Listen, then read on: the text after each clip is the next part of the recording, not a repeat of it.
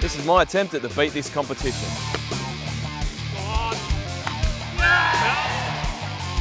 We'd like to see your trick or funny moment on the show. That's how it's done. To be part of the show, send your videos to football360@footballwest.com.au.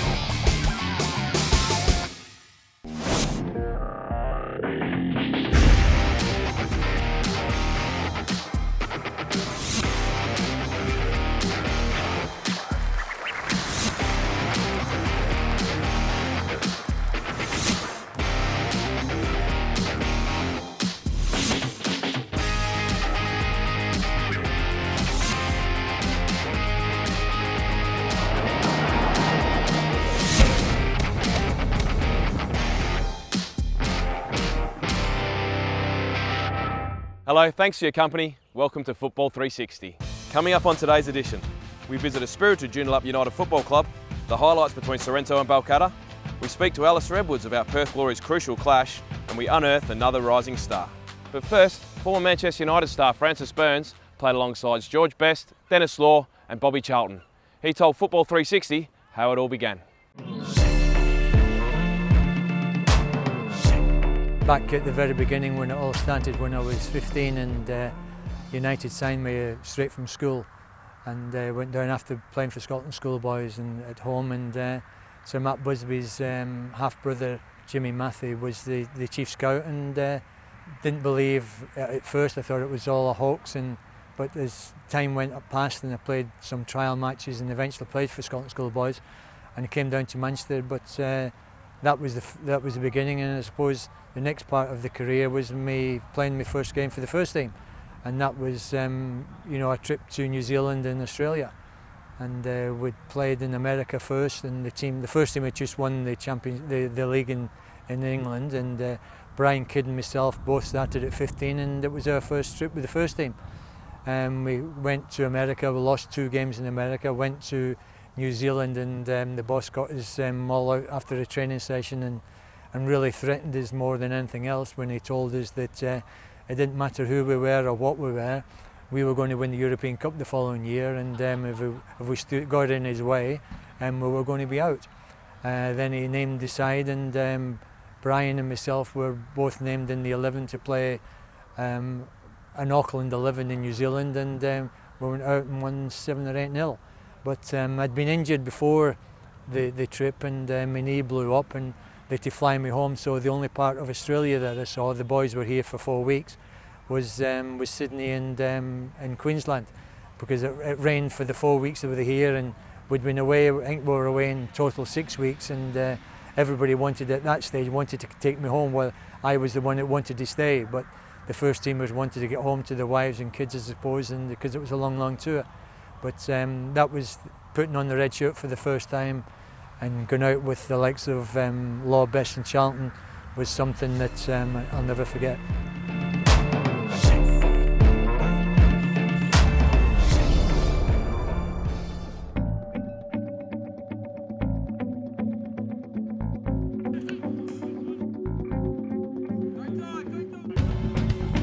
They've been going for 13 years. Just so happens they started out of this place, which was Belden Football Club before, and now they've amalgamated back with them. As a club, we have 8 teams. This year we have 4 amateur teams and 1 social team, and we have 3 masters teams.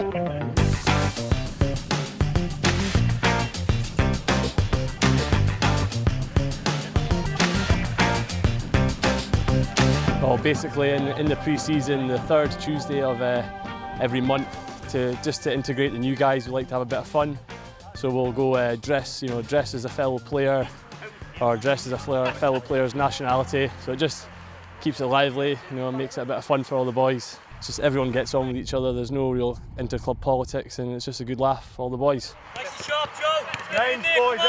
Well, obviously the last few seasons we've achieved quite a bit. 2011 the first team won the Amateur Cup, so that was probably the first major trophy the club has won. Then we followed it up last year with the Premier League win, and also the reserve grade winning the Reserve Cup. So yeah, the club's moving forward on the pitch as well as off it. Last year individual awards, Tony Taylor won Golden Boot. I think he got 23 or 24 league goals. Obviously myself, I got the Coach of the Year for the Amateur Premier League, but obviously a large part of that is due to my assistant Kevin Murray, who stepped in like 2 weeks before the start of the season. We didn't have a coach last year, so myself and Kevin put our hand up. He's probably forgotten more than I know about football, so yeah, it's been absolutely brilliant working alongside him, and obviously his knowledge of the game and my commitment and passion for the club has probably gone a long way to our success last year. For a small club, punching above his weight is a great club to be at, and anybody who comes down will let you know that, especially the lads who speak to them.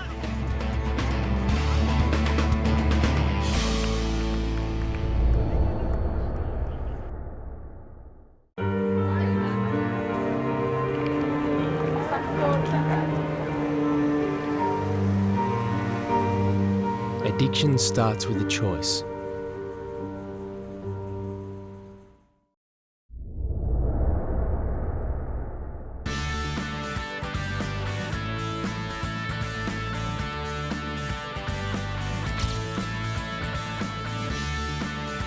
So I started to play football because it looked like fun. My friend recommended it.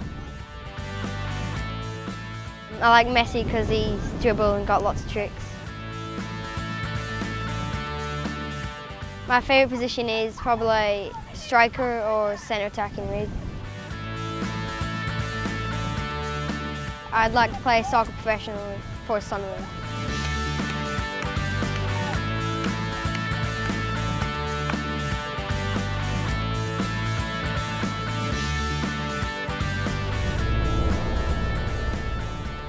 It's now time for the match of the week between Sorrento and Balcatta.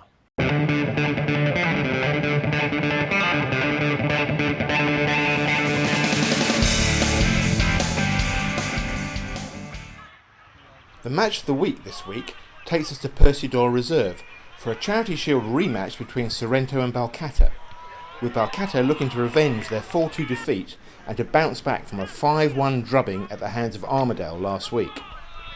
The first half was a cagey affair, with both sides failing to carve out any clear chances, but the game came to life in the 55th minute when Sorrento defender Razak Gelu brought down Ashley Rosendale in the box. The referee pointed to the spot and produced a red card for Gelu. But Rosendale failed to beat a fully stretched Curtis Aspin, and the game remained locked at 0-0. Balcatta pushed forward against their 10-men opponents and were rewarded in the 70th minute when right back Michael Aspin produced a striker's finish from 25 yards to put the visitors in front.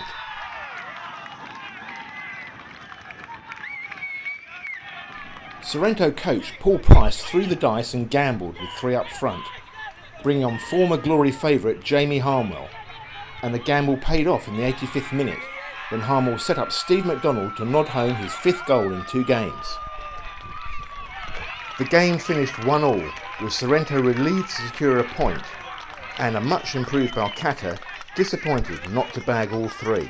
The result feels like a loss. I thought we had the better part of that game and definitely, the majority of the chances. But look, the boys put in a good shift today and hopefully we'll get a bit of a change of results soon. I can't ask for more in terms of effort. Like I said, we just got to get a little bit of luck and things will start, going our way. We are delighted to get a draw because obviously, as you just said, we go 1-0 down, have a player sent off. We changed it, put 3 up front, 3 in midfield, 3 at the back. So it was pretty brave and had to go for it. We got the goal. So under those circumstances, you've got to be happy with a draw.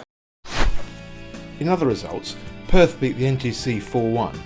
Floriat drew 2-2 with Bunbury, and Stirling came from 2 behind to beat ECU 4-2.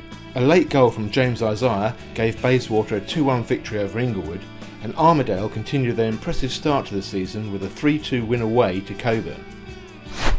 Looking ahead, Armadale hosts Sorrento, ECU travel to Coburn, and Perth face local rivals Balcatta at BGC Stadium. Bayswater have a tricky away tie at Bunbury, and the match of the week is Stirling v Floriat at Macedonia Park.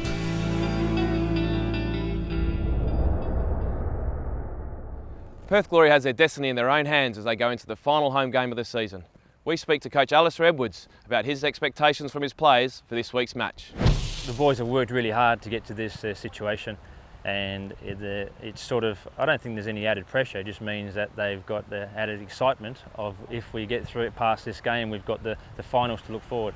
And the teams that we will play moving forward, Central Coast Mariners and Melbourne Victory, we've beaten them. And I think once we can try and get over this hurdle on the weekend, I think we'll be in with a good shot to make everyone stand up and take notice of what's happening at the club. We've got a really good squad here. We're missing really a lot of our attacking players this week, so it's going to give an opportunity for the squad. Everyone knows their roles and responsibilities within that, and now there's going to have a chance to some of the boys who haven't really had a lot of game time to come on, and I'm confident that they'll do the job. The boys really want to play as many games as possible this season, and that means playing in the finals. And it was just really pleasing to see the reaction of the players. The same thing in Newcastle. We've got a never say die attitude amongst the boys, and combined with the structure and combined with how the team's playing, I think that's a pretty potent force. And I think if you look at the table, if we had the last 6 games as a table, I believe we're running second in the league through points gained and things like that. So that just shows you that the boys are on the right track. In other news, Chris Oler was busy putting prospective coaches through their paces at the AFC C licence at Bayswater. And Bayswater City unveiled their team to their sponsors. Amongst the guests was former Manchester United star Francis Burns, who gave a motivational speech along with City coach Chris Coyne. And that wraps up another busy episode for this week. I hope you enjoyed the show. I'll be back next week. I'll see you then.